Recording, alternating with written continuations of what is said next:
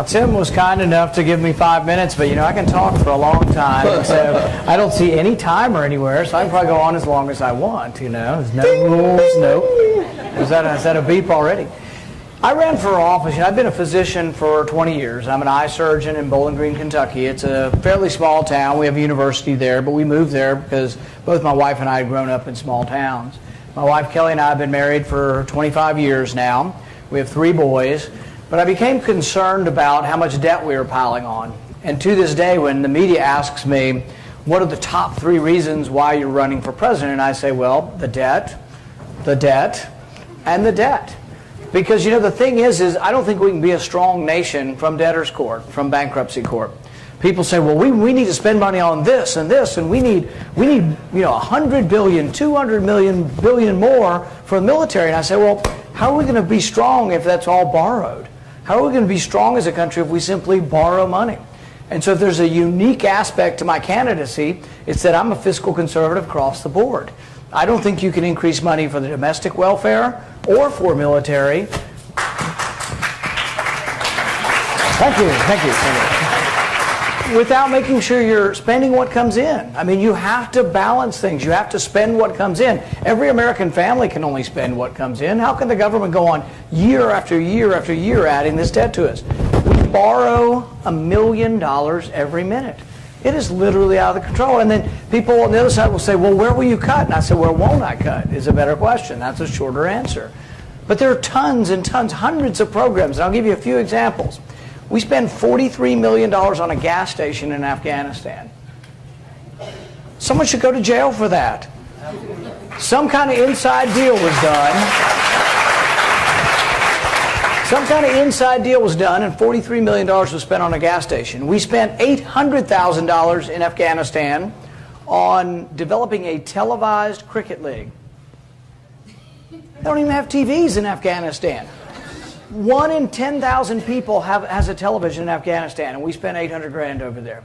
We spent $250,000 bringing 24 kids from Pakistan to send them to space camp in Alabama. I don't know about you, but we've got enough problems at home that we can't be the doormat for the whole world and pay for the whole world to come here. We spent $15 million on community college for foreign kids. Now everybody says, oh, well, Bernie's going to give free education to everybody. What, the whole world or just Americans?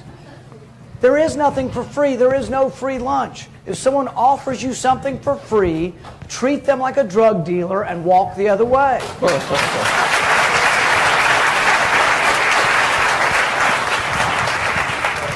Spending is an addiction in Washington. So they're not real happy with me. I think Tim's okay with me still, but a lot of them are unhappy with me because I made a big harangue, a speech at 2 in the morning for an hour to let them know that they're ruining the country. We raised the debt ceiling an unspecified amount. We're just going to raise it till March of 2017. So whatever we can spend in that time will be borrowed. They won't have to come back and ask us. And they say, well, the president can only spend what we appropriate. That's true. But the voting on the debt ceiling is a check and a balance that we've lost. So we're raising it an unspecified amount. And what do? We busted the budget caps. But before you say, oh, it's just all those Democrats, it's the liberal Democrats' problem, it's both parties' fault.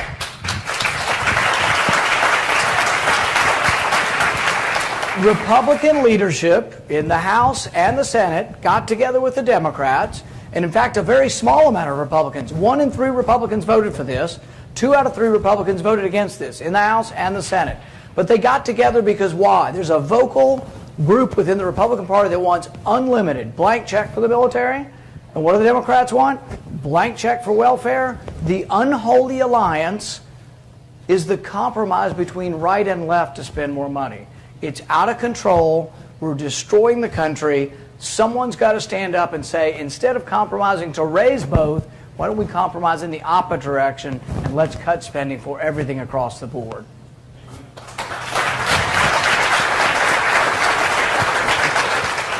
I'd like to close by saying one other sort of summarizing one other thing about my candidacy.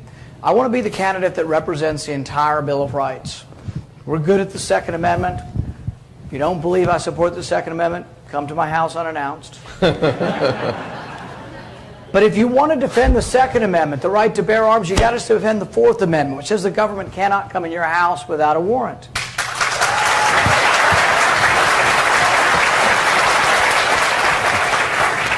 But I think we should also be the party of justice. The Fifth and Sixth Amendments say the government can't take your property without due process, without just compensation. The Sixth Amendment says you have a right to a trial by jury.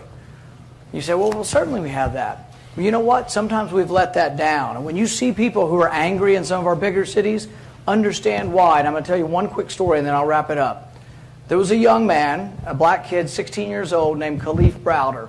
He was arrested in the Bronx, put in prison on Rikers Island for 3 years without a trial.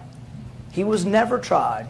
The person who accused him of a crime wasn't even in the country legally, never showed up to do anything, but they kept delaying and delaying.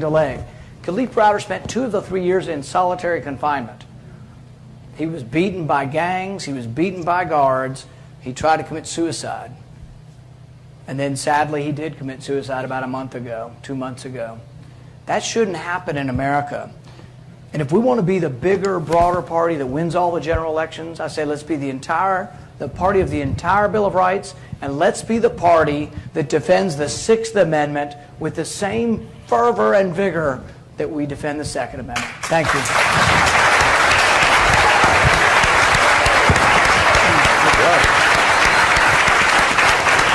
Thank you. Thank you.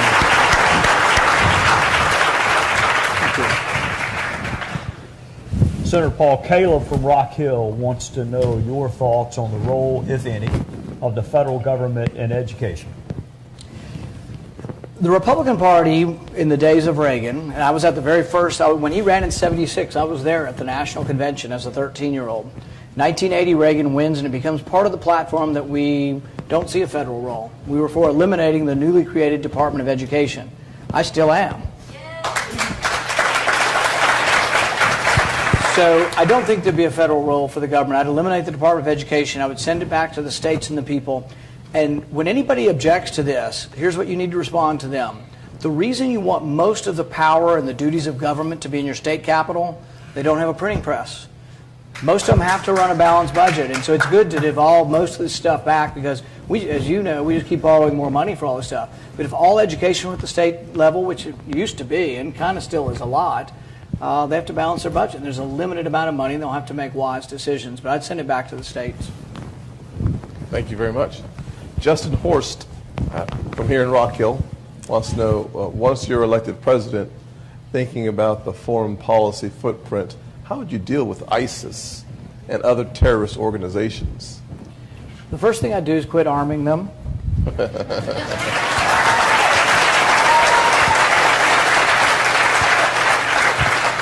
The Middle East is a very complicated place, and I think we've made some mistakes, frankly. I think that if you want to look at one general rule of something that's happened in the Middle East that seems to repeat itself and that maybe we should learn from, is that when we've toppled secular dictators, we've gotten chaos and the rise of radical Islam, and we've been less safe. But that goes along with Republican wars as well as Democrat wars. We toppled Saddam Hussein. We're still suffering from that. Look at it. We spent $1 trillion in the Iraq War. Nearly 5,000 of our young men and women died over there. And who's Iraq's best ally and their best friend now? Iran. Who's their second best friend? Russia. So after 5,000 of our young men and women liberating them, what ungrateful, I can't use the word on the stage, what ungrateful people that they would then choose Iran. Iran's stronger now. Iran used to be somewhat counterbalanced by Iraq. It's the same way with Libya. Hillary Clinton wanted to go to war in Libya. That's why if you think there's going to be a Democrat for you, it's not Hillary Clinton. She's the same as the other side. But she started the war, or encouraged the war in Libya. We toppled Gaddafi. We got chaos. Now a third of Libya pledges allegiance to ISIS. So I think the first thing, if you don't want ISIS to be strong, we shouldn't send weapons to the same side of the war. So in the Syrian civil war, you had Al-Qaeda, al-Nusra, and ISIS. For a while, it was hard to tell which was which. They were kind of all together, but we knew there was radical Islamists. We also knew they were the best fighters. But we insisted on pouring tons and tons. In 2013, we put 600 tons of weapons into Syria, and it was us, Saudi Arabia, and Qatar. Some of those weapons from Qatar and Saudi Arabia, I think, went directly to ISIS. I don't think we intentionally gave weapons to ISIS, but I think they wound up in the hands of ISIS. And think about what we're doing now. We spent $250 million training 60 fighters. $4 million a fighter. And I don't know who the genius is. Let's just say it might be President Obama. He sent 4 of them. Who sends 4 people to war? He sent 4 of them after training them, $4 million apiece, and he gave them $10 million worth of equipment. He sent 4 of them into battle. They were captured in 10 minutes.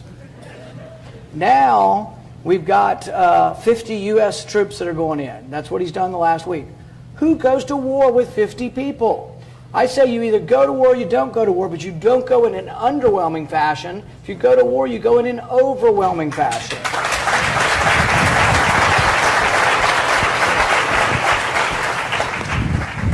Senator Annabeth from Lancaster wants to know your thoughts on immigration, the current immigration system, how, if at all, you believe it needs to be reformed, and under what circumstances you would support those reforms.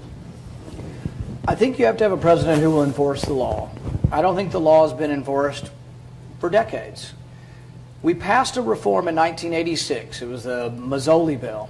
And in this bill, 3 million people were granted legal status. They were here illegally. We gave them legal status, but the promise was, in exchange, we will secure the border and this will never be a problem again.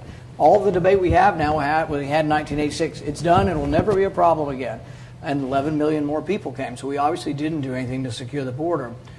You have to have a president who will enforce the law. And so the first thing you need is a zero tolerance. Anybody that comes in is sent back. Now, that doesn't include the 11 million here. I don't know that you can send 11 million people back.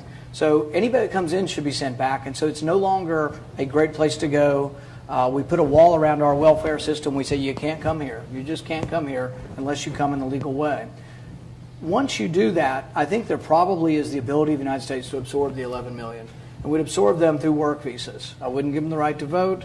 I would say, if you want to stay in our country, you got to have a background check. You can, we can give you a work visa if there's a spot for you. And work visas work only if they don't take an American job. That's the way that's the way the system's supposed to work. In all of that, if we're Republicans, though, and we're trying to decide who our nominee is, we can't have a nominee who insinuates or explicitly tells you that all people with brown skin are rapists and drug dealers and everybody in. That's a mistake.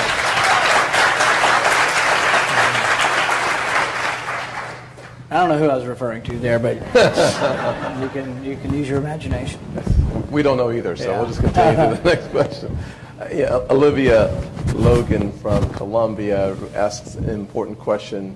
When you think about all the college graduates to be in the audience and some who've already graduated from college, one of the most important parts of the American dream is finding a job. I'm not sure that the government creates jobs. I'd actually think that we don't create jobs. But what would you do as President of the United States to help facilitate job creation in the nation? I think you've hit the nail on the head. First, we have to decide where jobs are created. If you think government creates jobs, give government more money. If you think the private sector creates the jobs, leave more money in the private sector. I don't think there's any question that the private sector creates the jobs.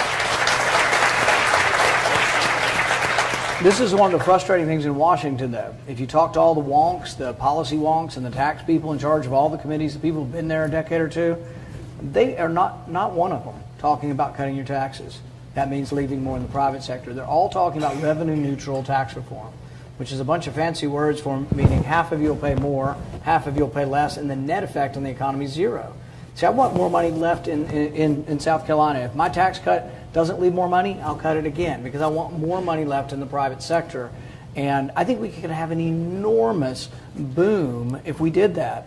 I want a tax rate 14.5% or lower, but one single rate for everything. Business, individuals, you fill out your tax return on one card, and a lot more money stays in South Carolina. Excellent.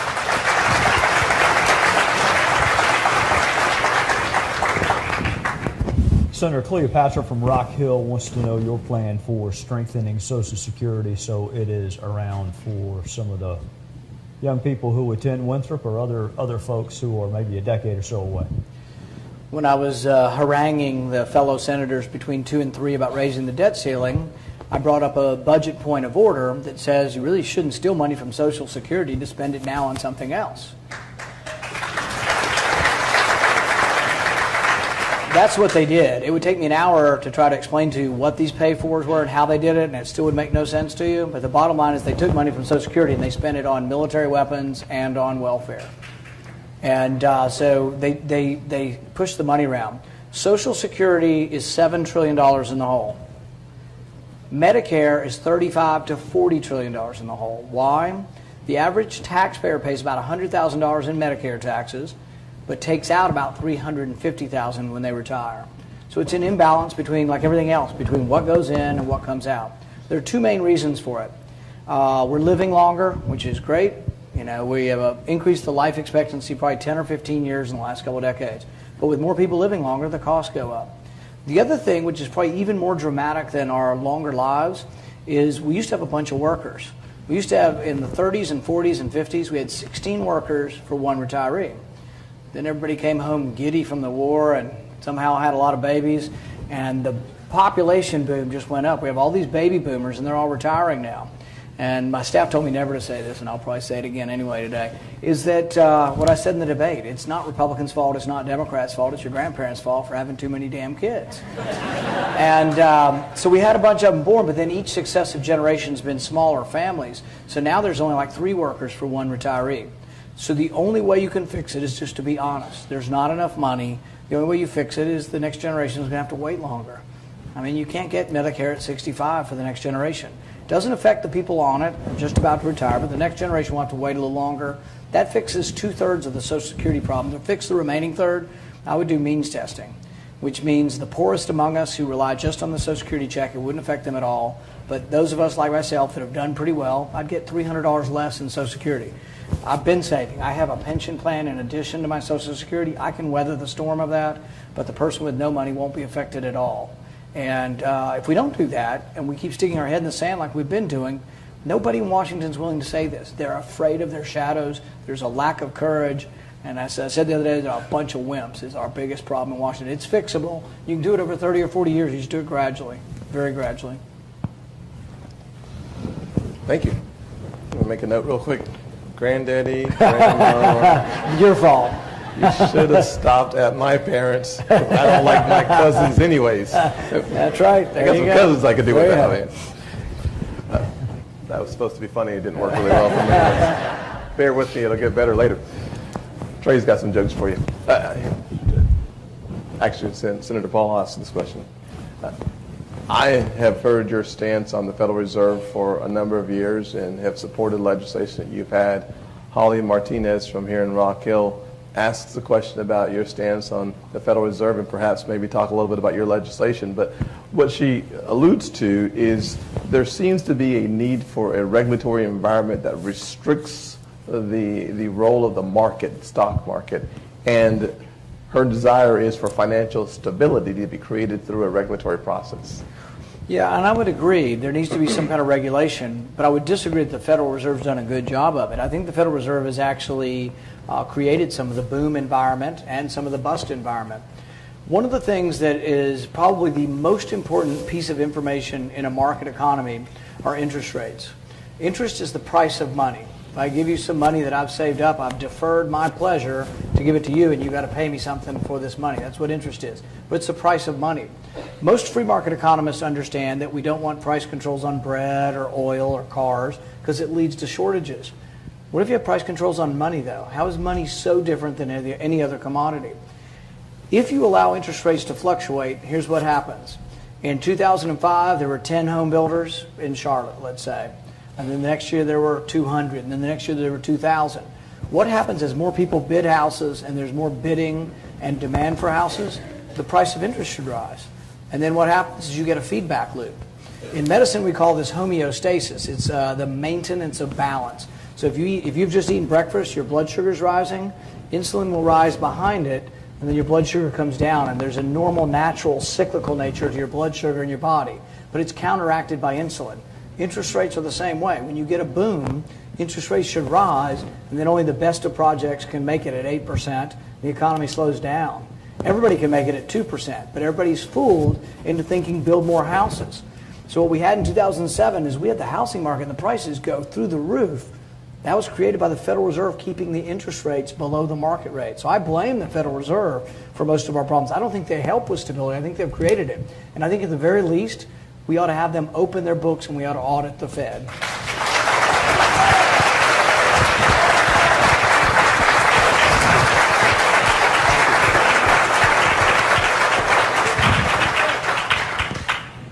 Senator Steve from Indian Land wants to know how your campaign has been able to withstand the endorsement of Mick Mulvaney. No, actually, Mick Mulvaney's the only one of you conservatives down here brave enough to endorse me, right, Mick? There you go.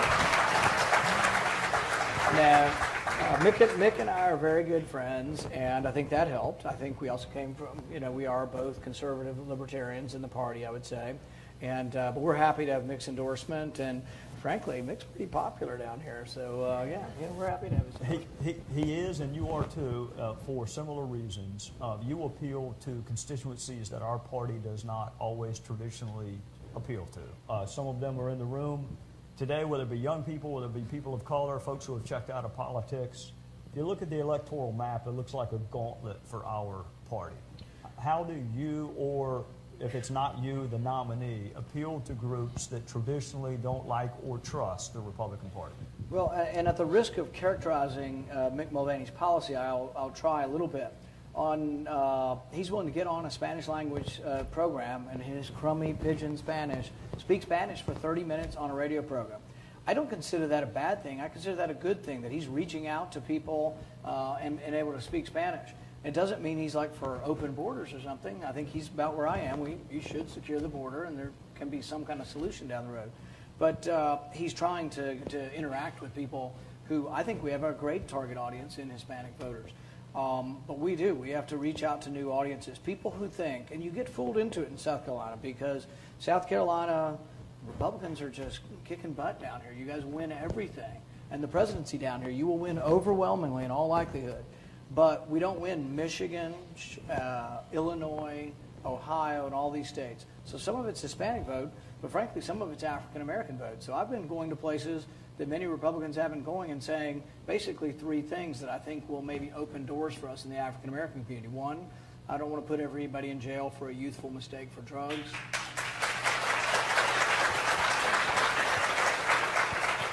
I want everybody to have that equal opportunity to go to a good school, so I'd let them have a voucher and I'd let them go to any school. And then the third thing I've been saying is that in order to provide economic opportunity, instead of the government coming in with poverty programs that usually get stolen through graft and nepotism, all you got to do is go to Chicago and see nobody that's poor ever gets the money anyway. And they realize this now. Don't send it to Washington and beg to get it back. What I would do is dramatically lower in areas of poverty. I'd draw these big economic zones, and I'd virtually eliminate federal taxes and say, look, you want to move your business down there, you want to move your bank into that neighborhood in Detroit or Chicago, we won't make you pay taxes for 10 years. That adds up to enormous amounts of money and enormous amount of incentive. And I think after we've tried 50 years of the war on poverty and it not working, but I think having those ideas and showing up, I think we have a chance. Everywhere I go, it's not everybody's jumping up and down saying, oh, we're going to all re-register Republican, but they're saying Democrats have taken us for granted, and we're glad you're here to compete for our vote because we haven't seen our local congressman in years. You were supportive of criminal justice reform way before it became cool. So was Senator Scott. There are lots of folks who are now talking about it. You were talking about it before anyone else. What is your criminal reform package look like consistent with your belief that there is some over-criminalization and that the majority of the crime should be handled at the state level? Right. One, I've been unafraid to compliment the president. I know the president's about as popular in South Carolina as he is in Kentucky, but I don't think people question how conservative I am. I disagree with him on most economic and tax policy, but on criminal justice, I've said, look, I think he's doing some of the right things. Some of the people in jail for crack cocaine have been there 15 years. Powder cocaine is predominantly white users. Crack cocaine is predominantly black. It's the same drug. It's the same problem. It's a terrible drug. It's a terrible problem. But why should we put one person in jail for 15 and another kid who's richer, gets a lawyer, gets out of jail, and gets probation? That ought to be fixed. It's still 18-1. So I have to have 18 times as much powder cocaine as crack cocaine to get the same sentence. I think it ought to be 1-1. I would take some of the minor, nonviolent stuff and take it from felony to misdemeanor. One of the problems is we say we're the party of family values, but how can we be the party of family values if we're locking up all the young black men and they're not at home and can't be with their families? In Ferguson, and I'm not justifying any kind of rioting or any of that stuff, but in Ferguson, for every 100 black women, there's only 60 black men around. They're all in jail. Now, probably some do deserve to be in jail. They've committed a real crime. But if it was pot or some kind of drug, punish them in some way. Make them get a job. I don't even mind if you say, you know what, you've done this, and if we as a society think it's wrong, you have to do some testing or rehabilitation. But jail's not really the answer for most people. And if you make it a felony, who wants to hire a felon? Because you think felony, you think something horrific. And maybe it was a 21-year-old kid who made a mistake that, frankly, the last 3 presidents all made that mistake and just didn't get caught.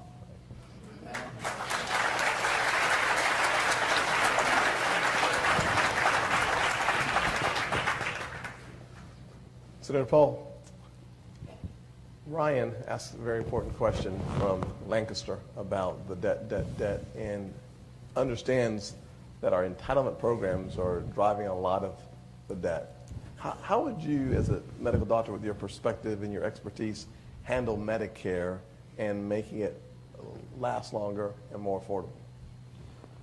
When you look at the budget, 2/3 of the budget is entitlements. That's Medicare, Medicaid, and Social Security. You can eliminate the other third, which we're not ever going to do, but let's say you did. That'd be military and domestic welfare spending. You eliminate all that and you don't balance the budget. That's how far out of whack we are. So you have to do something to the entitlement programs, and they're 2/3 of the budget.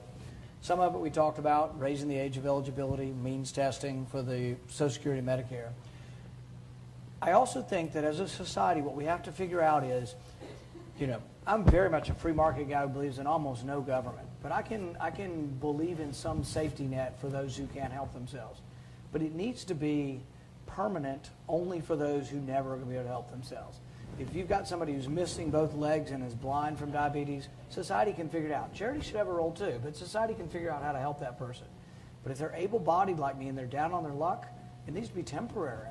And it needs to have work associated. I wouldn't give one penny out that didn't have work involved with receiving the check.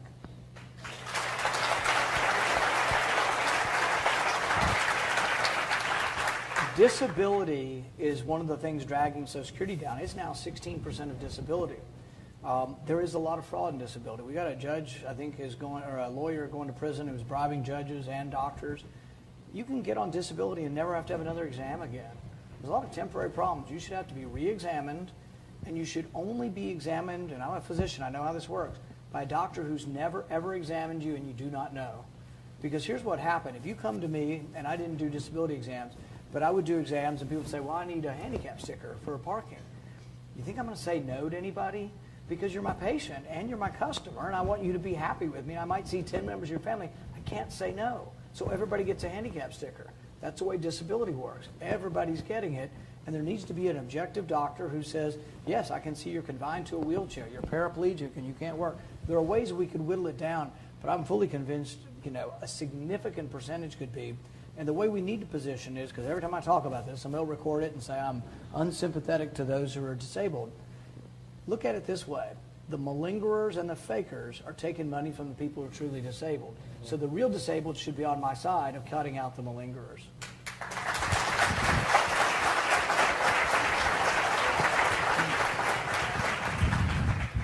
Senator, you put your finger on something. We had a hearing and oversight where, as you know, the Social Security disability route, there's a claim officer who makes an adjudication, and then only if it's denied does it go to the administrative law judge. There are districts in the United States where the administrative law judge overturns that initial denial 100% of the time.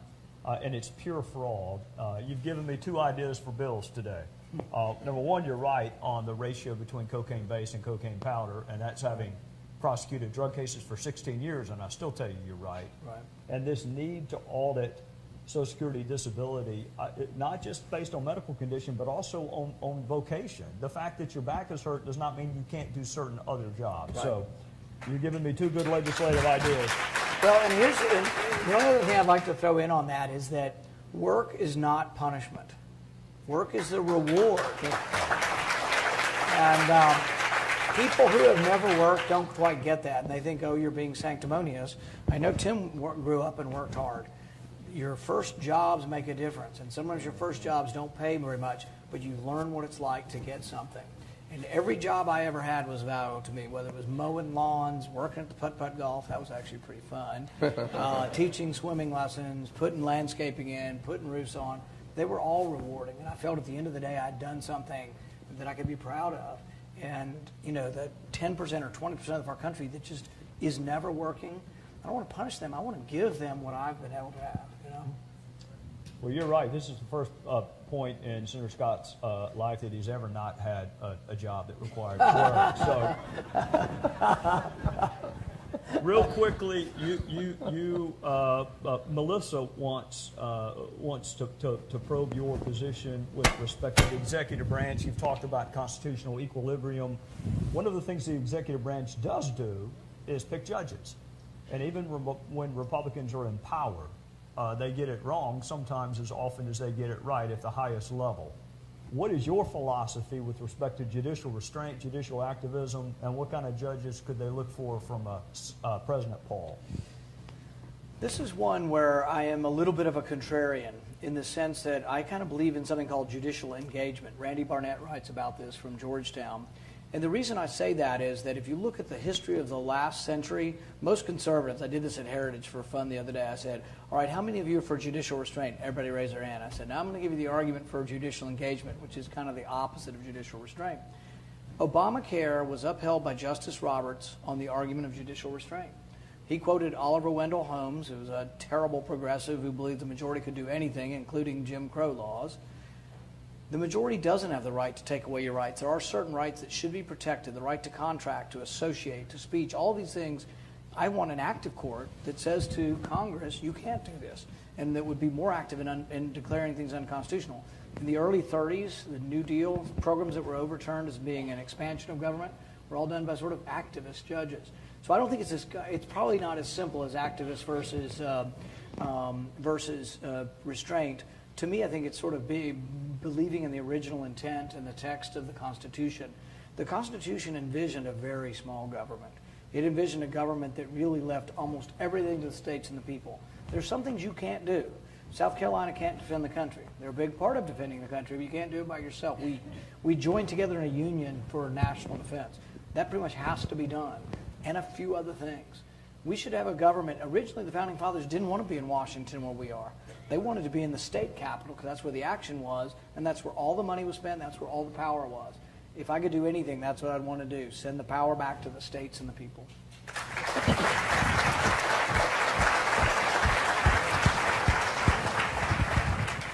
Let's head back to the foreign policy topic. Certainly, without any question, we spend so much time talking about the Middle East because of the challenges that we see and the volatility that's always there. I think it's important for us to remain focused on other parts of the world as well. In North Korea, we have some real challenges over there perhaps. But one of the rising powers, obviously perhaps the competitor to us, would be China. And their aggressive approach to building a new island in the middle of the ocean, looking for ways to cement their position in Asia. How would you confront a rising power of China as president? I think this is a good question. I think I'll answer it in the context of sort of what I believe in foreign policy. In foreign policy, I think there are two extremes. One extreme is that we're never anywhere, anytime, and we just say the hell with it. We got our oceans, and we don't need to do anything. We're just going to be here and do nothing. And some would call that isolationism. But there's really another extreme. The opposite extreme is that we're everywhere all the time, and it's bankrupting us. We're really close to this one. We're not very close to the nowhere any of the time. But I also think there's a middle ground, and that's where I describe myself, is that we do have to get involved when there's an American interest, when there's a vital national interest. But people say that all the time, and you're going, well, what does that mean? What is a vital national interest? Well, you got to debate it, and it depends on the facts. That's why some have given me a hard time for initially saying, maybe we shouldn't be bombing ISIS, to actually going to the point where I said, now I do support bombing. But it's because facts change. At one point in time, I didn't think ISIS was much of a threat, and ISIS grew and became more of a threat and actually marched closer to our consulate. We have a consulate in Erbil, Kurdistan. We have a big embassy in Baghdad. And so I thought as ISIS grew, the facts changed, and we do need to be involved. Going back to China and Russia, I think there's also a spectrum within diplomacy of diplomatic isolationism and diplomatic engagement. And I think diplomatic engagement is a good thing, not a bad thing. But on the stage, we've got many people saying, well, we should not talk to Putin. That's the way we're going to punish him. We're not going to talk to him. Well, that's a recipe for disaster. Reagan talked to Gorbachev. We finally got peace because we had strength. We had a strong negotiator, but we also had an open channel of discussion. So kicking out the Chinese premier, not talking to him or not having dinner with him, I think it's the opposite. We should, the problems in North Korea, our best chance of fixing North Korea without a war is to tell China, to tell North Korea that you're not going to be fed if you don't keep it up. North Korea can't make anything. One of my favorite photos is North Korea at night. You ever seen it? It's a satellite photo. It has North Korea at night. South Korea, every light bulb in the world is on. It's just lit up like crazy. In North Korea, it looks like there's one light bulb on Pyongyang in the capital. It's nothing. They are. Bernie Sanders needs to visit North Korea. All right.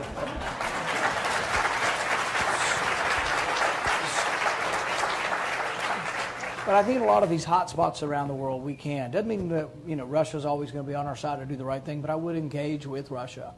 One instance of it actually working, I think working, is that when Assad used chemical weapons and we said enough's enough, Russia did intercede and help us with that.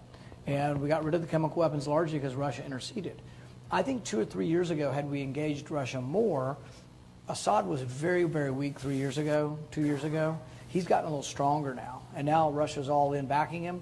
If we could have convinced him to go to Russia 3 years ago, we might have been able to get some kind of settlement where then instead of having 6 different sides in Syria, there were 2 sides, a government we could support, and the crazies on the other side. But instead, we've been supporting the sort of slightly less than crazy people, hoping that they'll beat the crazy people, and the crazy people are winning most of the wars.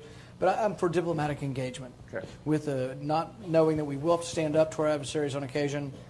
But there are times also that we can have the same. Look, China has $1 trillion worth of our debt. We are interconnected, and there is a reason why China doesn't want a war with us either. I mean, probably trade is one of the biggest impediments to war. Excellent. We're down to about 2 or 3, maybe 4 questions left before we wrap up here. So, Congressman? Is this what you call the lightning round? We're getting closer to the lightning round, yes, All right, sir. we're getting close to it. Senator, national security, national defense, and privacy are both of constitutional significance. However, it is different when you tell law enforcement, go investigate a crime that's already taken place, as opposed to prevent the next 9/11, prevent the next Boston bombing. With respect to the NSA and the tools that we could expect in a Paul presidency, how does law enforcement prevent the next crime with the current constitutional framework? I think that's a great question. I like the way you worded it, because when I talk about obeying the Fourth Amendment, the thing I like to start with in a lot of audiences, if there are any policemen in here, they know the Fourth Amendment. Every one of them obeys it. If they think there's a terrible person, a rapist or a murderer in a house, but they haven't seen him run in the house, and they go to the house and you're the judge, they stand there on the sidewalk and they dial your number. And what is the likelihood when the police say, we've got a guy in here we think's a rapist? You were a prosecutor. How often did the police get denied? Almost never.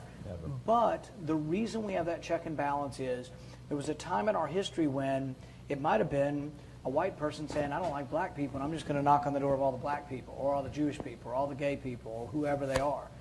You have checks and balances to make sure systemic bias and that a cool-headed lawyer or judge is sitting at home who wasn't chasing the person, doesn't hate that person, doesn't know the race of that person, and you're the judge is at home giving that.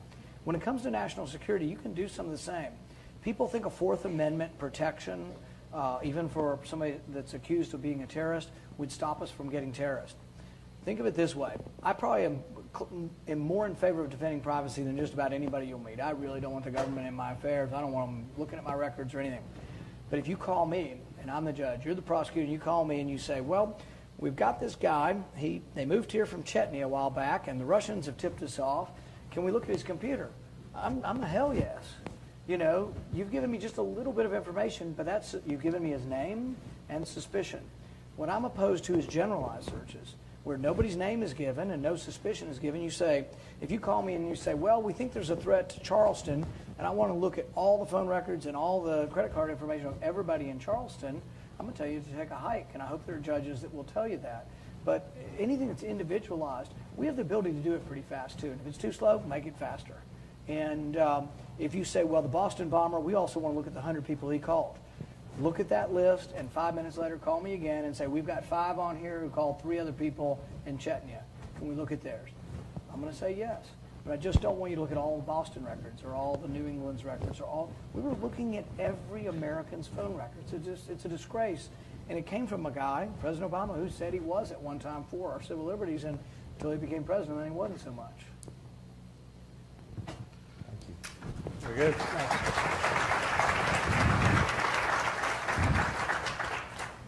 Marissa Crawford from Columbia asked the question, South Carolina is suing the Obama administration over the president's Clean Power Plan. Do you see a problem with states enacting carbon taxes on their own? And what's your position on the Well, that's a good question, because that's a different spin on it. I'm against the federal government doing it. Yes. But whether states are not going to do it, a lot of things, even things I object to, states can do. So I wouldn't say there's a law that South Carolina can't enact regulations.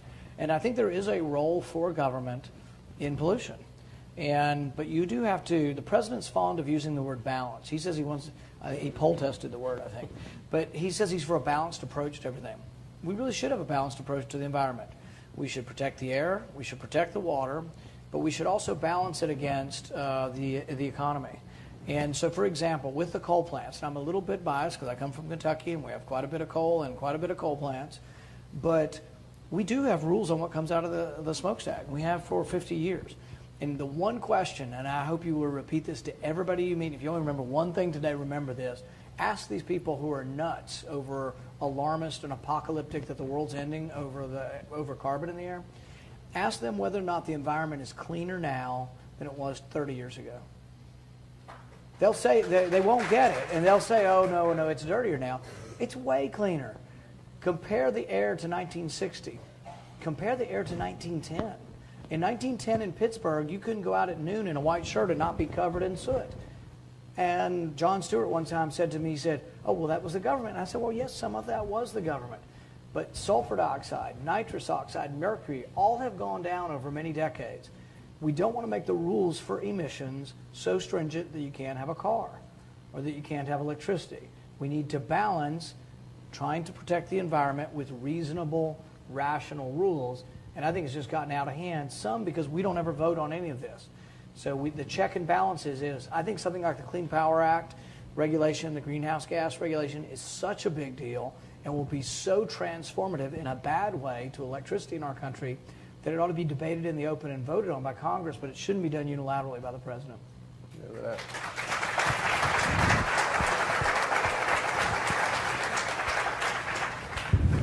Senator Sarah from Simpsonville wants to know what President Paul would do with Iran. I wouldn't have defeated Iraq, who was their biggest enemy. I would have left Iraq as it was, not a great place, but it was a counterbalance to Iran. I wouldn't have signed and voted against the Iranian agreement.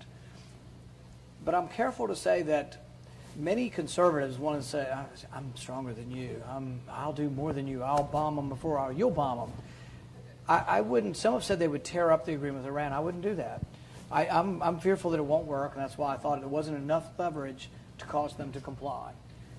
If it would have been an agreement that slowly removed sanctions over like a 5-year period, and they had to prove compliance all along the way, and we could keep on sanctions and not just have to start over completely, which I think is going to be very difficult, I might have been for some kind of agreement. But Iran has a history of duplicity. They have a history of not being honest. They have a history of being cagey and coy and clever with evading any kind of international rules. And it's hard for me to believe that they're going to adhere to their agreement when the next day they're with a rally of 500,000 people chanting "Death to America," and burning our flag. And it's hard for me to believe that, because it takes belief and trust. The fact that we completely separated out, there's 4 or 5 Americans over there. How hard would it have been to get the release of 4 or 5 Americans before we did an agreement? So there's a lot of things I would have done differently, but I would separate myself from some on the Republican stage in not completely discounting negotiations, because if you think tomorrow you can bomb Iran and it's all over and we'll make it into a paradise over there, 70% of their public's under 35, and most people believe they're pro-Western. They're held under the yoke of the mullahs and the religious authorities, but there's still a lot of friendliness to the West. The minute we start dropping bombs, I think most of that friendliness that has the potential to maybe overthrow the regime evaporates. And after the first bomb, you have to realize there'll never be another inspection. We still do have inspections. So while we don't think they're perfect, we're worried they'll cheat, we do have international inspections. After the first bomb, no more inspections. And my guess is you would have 100% resolve by everybody in the country to build a nuclear weapon because they were bombed.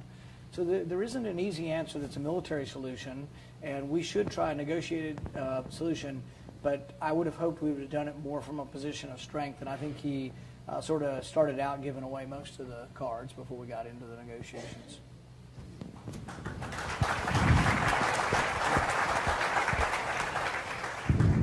South Carolina is the home to a lot of veterans, served our country really well, and today we have with us a number of law enforcement officers who continue to keep us safe as a public, and we should give a round of applause to all the police officers and most responders.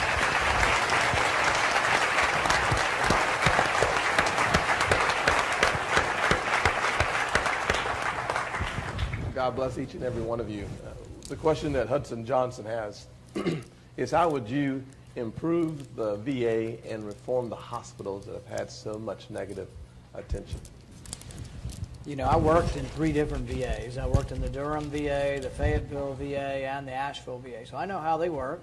I know the good parts of them and the bad parts. The interesting thing is, for all their faults and all their warts, you ask most of the veterans, they actually kind of like the VA. They get to be around people who also served, and when they go, and the quality of care, when you get it, is not bad, I think. I did it in a teaching institution, so there was always a younger doctor and a doctor with 10 or 20 years experience. You know, we were learning, but it was very high quality care, and I don't think anyone should think that in a teaching hospital you're getting less than high quality. You really get high quality care. You don't get very good distribution of the health care. So the quality is pretty good, but the distribution is the pits. And I'll give you one quick story. When I was a student, you could go home after you worked up one patient on the internal medicine rounds, and I found that I was getting him at 10 or 11 o'clock at night, and I'd ask the veteran, I'd say, when did you get here? He said, I've been here since 10 this morning. We've been drinking coffee, smoking cigarettes, and doing all this other stuff outside. And I said, you've been here since 10 this morning? What are you doing? He says, I don't know. It takes them 6 hours to check me in. Because government doesn't do anything very well. They don't have the profit incentive to streamline things. And so I found out that if I went down there and we got to pick which veteran was going to be our patient, I'd go down there at 10 in the morning. I'd shoot the breeze with them. I'd ask them what was wrong with them. I'd do their entire history before they were checked in. I knew somebody in EKG and X-ray. I'd get their EKG and X-ray done before they were checked in. I'd go back up for an hour to research their disease because I was supposed to learn about the disease and how to treat it. I would write their admission orders. I'd have everything done. When they finally were checked in at 10, I'd say, I'm done. Because the system was just so bad. And so it is a single-payer system. Right now, we're building a VA in Aurora, Colorado for $1.8 billion. 182 beds. It's $10 million per room. You would think there'd be gilded gold faucets or something in it. The government can't do anything very well, and it's an open question whether they're inherently stupid or whether it's just endemic to government. I think it's just endemic to government because they don't work on a profit basis. So I wouldn't get rid of the VA system. I would probably keep what we have.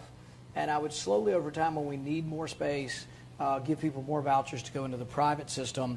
The hospitals are just so expensive, and I don't think there's a huge advantage. There are a few things that are, I think, distinctive to veterans. Burns, unfortunately, amputations, post-traumatic stress disorder, that I would spend a special amount of money and have specialized facilities for that, closed head injuries from concussions. And so I would have specialized facilities and really be the best in the world at those kind of things. But if you're 55 years old and you're eligible to go to the VA and you need a colonoscopy, I'd let you go to your local doctor so you don't, so we don't keep building inefficient VAs where everybody's waiting in line. Hear that, amen.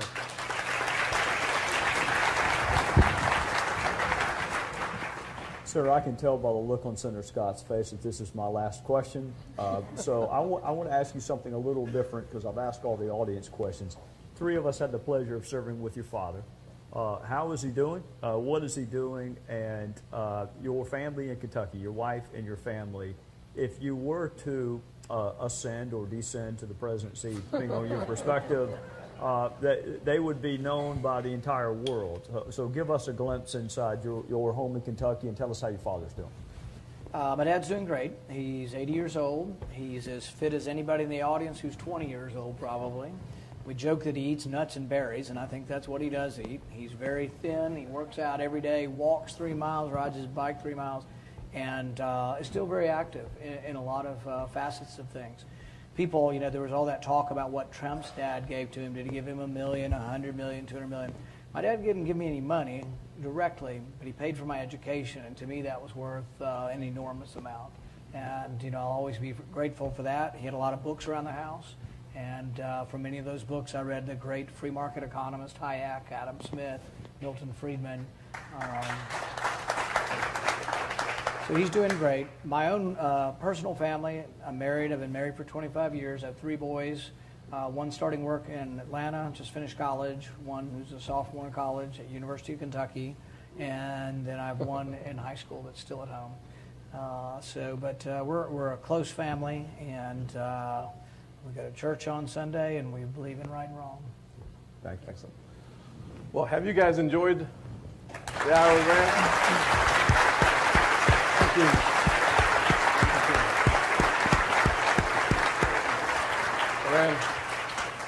Senator Paul, this will be the last question. The last voice that you guys will hear today will be from Senator Rand Paul, who I think has done a great job.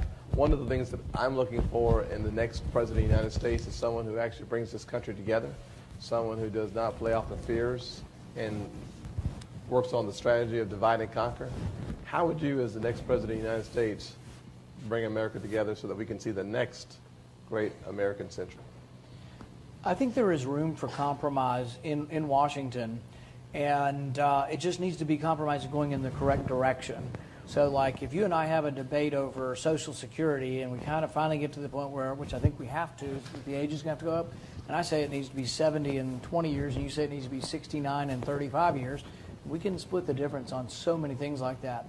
The problem we face in Washington is that many of us are willing to make the reforms to save Social Security. The other side doesn't even want to talk about it yet. So that's why it's hard to get to compromise. On the things that I've done in Washington, though, I think I've proven that regardless of party, I will work with the president on criminal justice reform. I've also worked with Ron Wyden on privacy. He and I don't agree on much of the economic liberties side, but on the civil liberty side and the Fourth Amendment, we're very much together. And when I've opposed things, I honestly do oppose giving more power to the president, not because of this president. I mean, I would honestly oppose giving myself the same power or giving any Republican the power, because one of the biggest problems we have is so much power has gravitated to the presidency. Presidency is like 1,000 times more powerful than Congress, and they're supposed to be equal. And so I think I'm an honest, I am very much a believer in ideas of freedom and limited government, but I'm not so much a partisan that if you have a great idea and I agree with you and you're a Democrat that I can't work with you. We will make America great again.